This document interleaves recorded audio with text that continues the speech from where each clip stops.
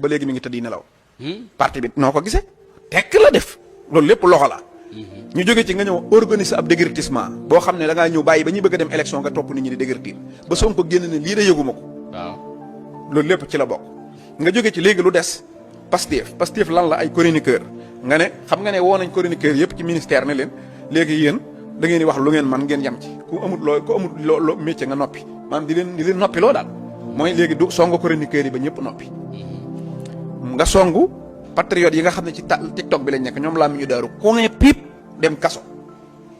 dégg nga chroniqueurs yi noppi nañ tiktokers yi topp nga leen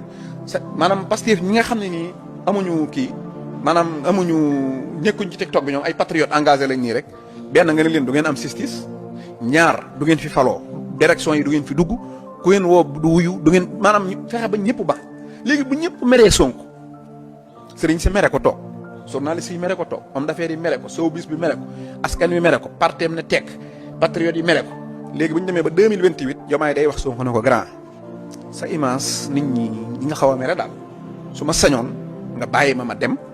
bu ko defee mais boo demee yow du ñu am deuxième mandat benn mooy loolu xelum Sonko da koy nangu attaques yi bari na mu ne ko ay ca wa ilaa rek Sonko bañ mu song ko xeex su ko songeeb xeex kan moo koy xeexal kenn Mamadou Dia buñ fàtte ne plan bii la ko Senghor defoon Mamadou Dia tiijaan la woon bu bokk tariixa tiijaan yi bari lool ci réew mi di pël yi bari ci réew mi bokk ci parti bi rëy nekk ci réew mi kenn gënu ko fi mais Senghor da koo jaxaseeg sëriñ si jaxase koog ñëpp ba keroog bi ñu ko jàppee chambre France bi da doon def feet parce que jàpp nañ Mamadou Dia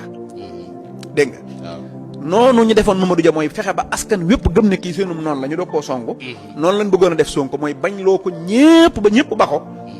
ñu si fexe nag daal koy song loolu nag yàlla da ko teel a wan Ousmane Sonko mu teel koo xam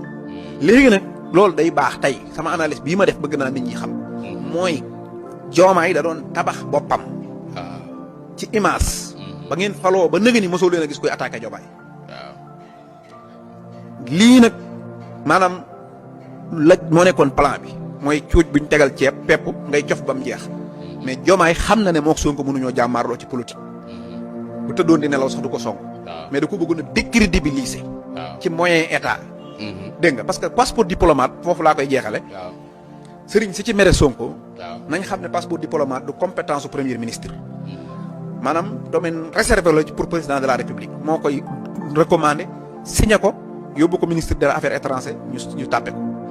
amul lu ci premier ministre kenn du ko ci tàggu du ko signé du ko yëg du ko def dara sañ na koo ñaan ni ma ko sañ a ñaane nag ku ko mës a wut te amoo ko bu yeexee bu gaawee Diomaye ndax te ñi ko ñor ñi ngi koy am loolu na leer nañ ñi kuñ fi daan jox ndimbal gis nga bourse familiale yi nga tas ko dégg nga lu ne yëpp nga def ko fi parce que yooyu yëpp jaxase askan wi la ak Ousmane Sonko wane ne moom comme premier ministre la nekk yéen a ngi dee bu ngeen ko falee président da ngeen gën a dee lii moo nekkoon plan Diomaye mooy plan Senghor Mamadou Dia mooy plan Diomaye Sonko waaw Diomaye Mamadou Dia nag dafa yéex a gis bosam Sonko dafa teel a gis bosam loolu mooy différence loolu mooy différence bi looloo tax plan bi essuyé jërëjëf Cheikh Bara